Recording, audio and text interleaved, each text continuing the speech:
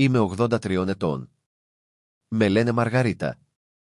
Όταν πέθανε ο Ριχάρδος, όλοι μου έλεγαν συνέχεια ότι θα χρειαζόμουν βοήθεια, ότι έπρεπε να μετακομίσω κοντά στα παιδιά μου, ότι μια γυναίκα στην ηλικία μου δεν θα έπρεπε να μένει μόνη.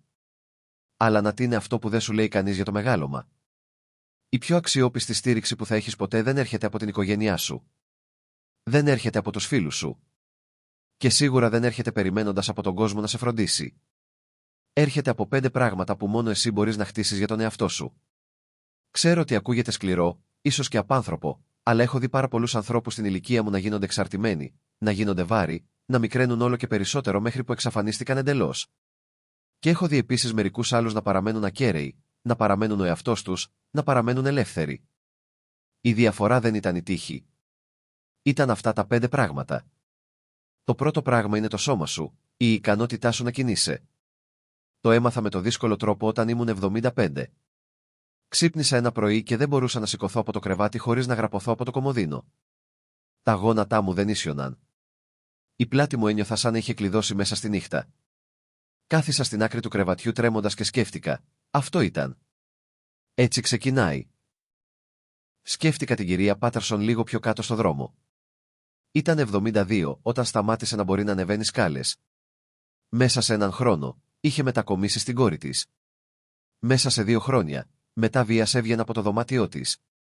Δεν έχασε το μυαλό της. Έχασε τα πόδια της. Και όταν χάνεις τα πόδια σου, χάνεις τις επιλογές σου.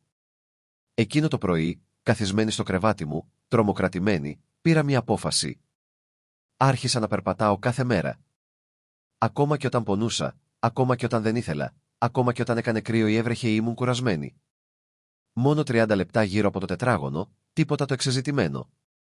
Και έκανα διατάσεις, όχι όπως παλιά όταν ήμουν νεότερη, εκείνες τις μεγάλες τροφικές κινήσεις που τα έκαναν όλα χειρότερα, αλλά απλές κινήσεις, κύκλους με τους αστραγάλους μου, σήκωμα των γονάτων ενώ καθόμουν σε μια καρέκλα, κύκλους στους ώμους. Μικρά πράγματα, αλλά κάθε μέρα. Τώρα, στα 83 μου, μπορώ ακόμα να σηκωθώ από το κρεβάτι χωρίς βοήθεια. Μπορώ ακόμα να περπατήσω μέχρι το κατάστημα. Μπορώ ακόμα να κουβαλήσω τα ψώνια μου. Και αυτό σημαίνει ότι δεν χρειάζεται να ζητήσω. Δεν χρειάζεται να περιμένω. Δεν χρειάζεται να εξαρτηθώ. Η φίλη μου η Ελεονόρα είναι 79. Σταμάτησε να κινείται πριν από 5 χρόνια. Απλά σταμάτησε. Είπε ότι τα γόνατα της πονούσαν, οπότε καθόταν περισσότερο. Και όσο περισσότερο καθόταν, τόσο χειροτέρευαν. Και όσο χειροτέρευαν, τόσο περισσότερο καθόταν. Τώρα δεν μπορεί να περπατήσει ούτε μέχρι το γραμματοκιβώτιο της χωρίς κάποιος να την κρατάει από τον μπράτσο.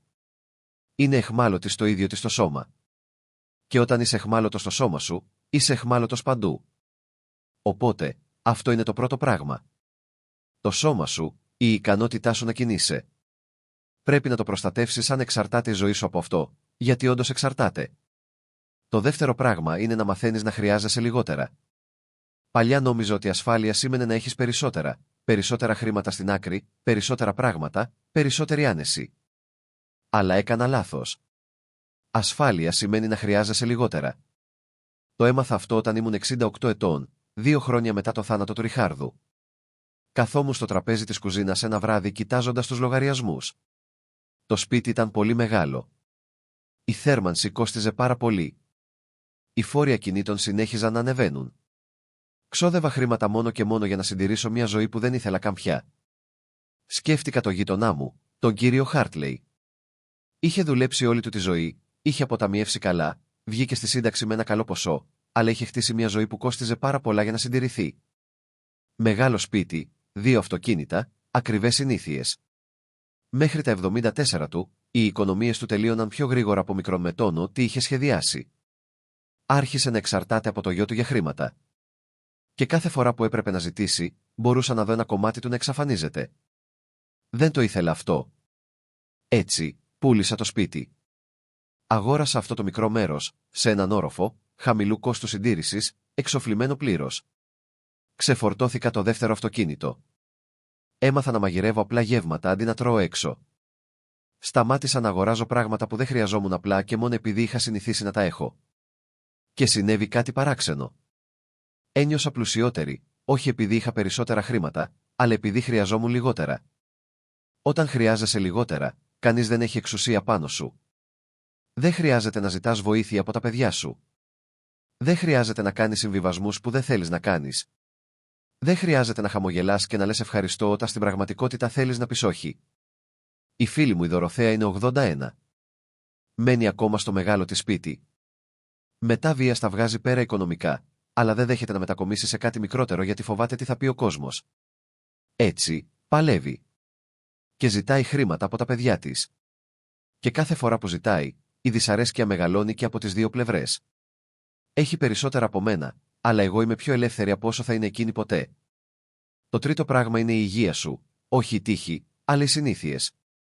Μακάρι κάποιος να μου το είχε πει αυτό όταν ήμουν νεότερη, αλλά στο λέω εγώ τώρα. Μετά τα 60, το σώμα σου δεν σου δίνει δεύτερες ευκαιρίες. Είδα τον αδερφό μου τον Ντόμ να αγνοεί κάθε σημάδι που του έστελνε το σώμα του. Κάπνιζε, έπινε, έτρωγε ομικρόν με τόνο, τι ήθελε. Δεν πήγαινε ποτέ στο γιατρό. Μια χαρά νιώθω, έλεγε. Είμαι σκληρός. Στα 71 του, το σώμα του έστειλε το λογαριασμό. Διαβήτης, καρδιακά προβλήματα, υψηλή πίεση. Ξαφνικά έπαιρνε 8 φάρμακα, πήγαινε σε γιατρούς κάθε εβδομάδα, ζώντας με τον φόβο της επόμενης κρίσης. Δεν πέθανε, αλλά σταμάτησε να ζει. Έγινε ένας διαχειριστής της ίδιας του της παρακμής. Αυτό ήταν όλο, προγράμματα για χάπια, διατροφικοί περιορισμοί, συνεχής φόβος. Εγώ άρχισα διαφορετικά όταν έκλεισα τα 70. Άρχισα να περπατάω κάθε πρωί. Άρχισα να τρώω πραγματικό φαγητό αντί για ομικρό με τόνο, τι ήταν βολικό. Έπινα νερό. Κοιμόμουν 8 ώρες. Πήγαινα στο γιατρό κάθε χρόνο, είτε ένιωθα αρρωστή είτε όχι. Όχι επειδή το απολάμβανα. Αλλά επειδή ήξερα τι θα συνέβαινε αν δεν το έκανα.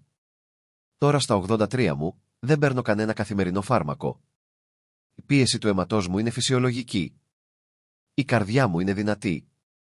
Δεν είμαι κάτι ξεχωριστό. Απλά έκανα μικρά πράγματα με συνέπεια για χρόνια. Και εξαιτίας αυτού, δεν χρειάζομαι βοήθεια για να διαχειριστώ την υγεία μου.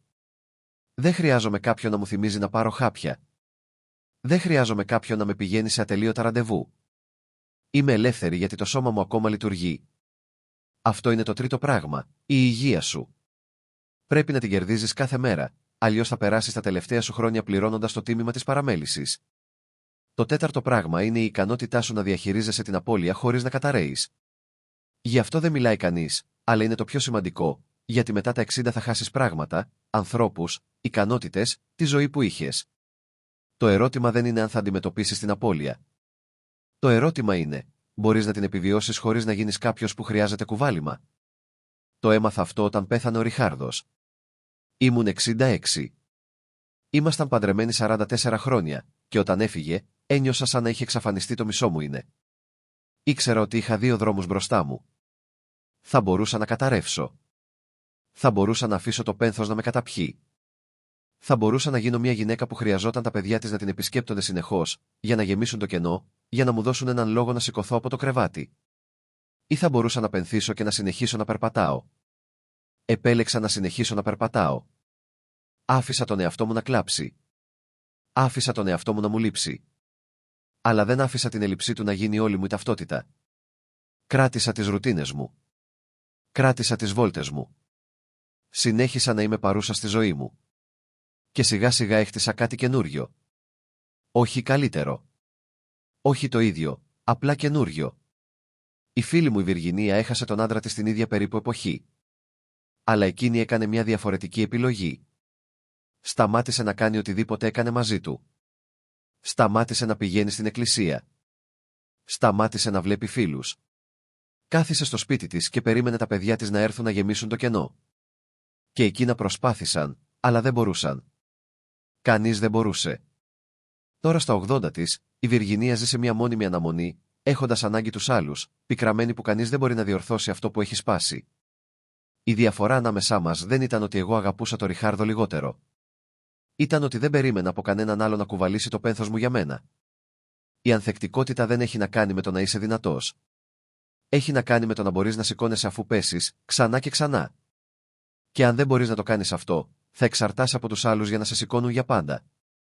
Το πέμπτο πράγμα είναι να ξέρεις ποιος είσαι και να αρνείσαι να το παραδώσεις. Αυτό είναι το πιο δύσκολο και αυτό που κανείς δεν σου διδάσκει, γιατί μετά τα 60, οι άνθρωποι θα αρχίσουν να παίρνουν αποφάσεις για σένα αν τους αφήσεις. Τα παιδιά σου θα σου πούν τι είναι ασφαλές. Οι γιατροί θα μιλάνε πάνω από το κεφάλι σου σαν να μην είσαι εκεί. Η κοινωνία θα υποθέσει ότι είσαι ανίκανος απλά επειδή είσαι γέρος. Και αν δεν ξέρεις ποιος είσαι, τι πρεσβεύεις, τι έχει σημασία για σένα, τι θα δεχτείς και τι όχι, θα εξαφανιστείς. Το είδα αυτό να συμβαίνει στη φίλη μου την Ελένη. Τα παιδιά της την έπεισαν να σταματήσει να οδηγεί. Μετά την έπεισαν να μετακομίσει πιο κοντά τους. Μετά την έπεισαν να εγκαταλείψει δραστηριότητες που θεωρούσαν πολύ ρυψοκίνδυνες. Στα 77 της, η Ελένη δεν ζει πια τη δική της ζωή. Ζει τη ζωή που τα παιδιά της νομίζουν ότι πρέπει να ζει. Και η πικρία την τρώει ζωντανή. Εγώ έκανα μια διαφορετική επιλογή. Όταν η κόρη μου η Σούζαν πρότεινε να μετακομίσω σε έναν οίκο ευγυρίας με φροντίδα, για να είμαι σίγουρη, είπα όχι. Όχι θυμωμένα, όχι απότομα, απλά ξεκάθαρα. Εκτιμώ το ενδιαφέρον σου, αλλά όσο μπορώ να φροντίζω τον εαυτό μου, θα μείνω στο σπίτι μου. Αν αυτό αλλάξει, θα το συζητήσουμε, αλλά αυτή η στιγμή δεν είναι τώρα. Πίεσε. Χρησιμοποίησε την ανησυχία. Χρησιμοποίησε τις ενοχές. Αλλά ήξερα ποια ήμουν και ήξερα τι είχε σημασία για μένα, η ανεξαρτησία μου, ο δικός μου χώρος, οι δικές μου επιλογές. Είμαι 83 τώρα, ακόμα στο σπίτι μου, ακόμα παίρνω τις δικές μου αποφάσεις.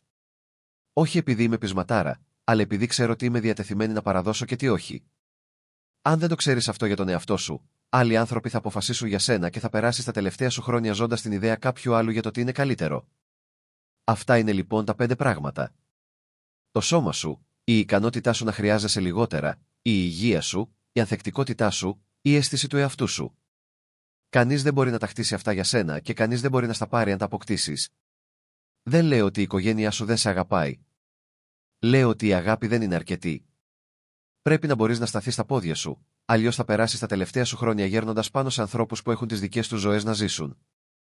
Και αυτό δεν είναι δίκαιο για εκείνους. Και δεν είναι αξιοπρεπές για σένα. Αν είσαι 60, 70, ακόμα και 80, δεν είναι αργά, αλλά πρέπει να ξεκινήσεις τώρα. Άρχισε να κινείς το σώμα σου. Άρχισε να απλοποιείς τη ζωή σου. Άρχισε να φροντίζεις την υγεία σου. Άρχισε να χτίζεις τη συναισθηματική σου δύναμη. Άρχισε να μαθαίνεις τι πρεσβεύεις. Γιατί σου το υπόσχομαι αυτό, στα 85 σου, δεν θα μετανιώσεις που ήσουν πειθαρχημένος. Θα μετανιώσεις μόνο που περίμενες. Αν αυτό το μήνυμα βρήκε ανταπόκριση μέσα σου, άφησέ μου ένα σχόλιο. Τα διαβάζω όλα. Πρέπει επίσης να μοιραστώ μαζί σου τα 3 πράγματα που κανείς δεν σου λέει για το να ζεις μόνος. Τις σκληρές αλήθειες που μακάρι κάποιος να με είχε προειδοποιήσει και πως έμαθα να τις διαχειρίζομαι χωρίς να χάσω τον εαυτό μου. Κάνε κλικ στο βίντεο που εμφανίζεται στην οθόνη σου τώρα για να καταλάβεις τι εννοώ. Κάνε εγγραφή αν θέλεις να καθίσουμε ξανά μαζί. Μέχρι τότε, να προσέχεις τον εαυτό σου, με ομικρόν με τόνο τι και αν σημαίνει αυτό.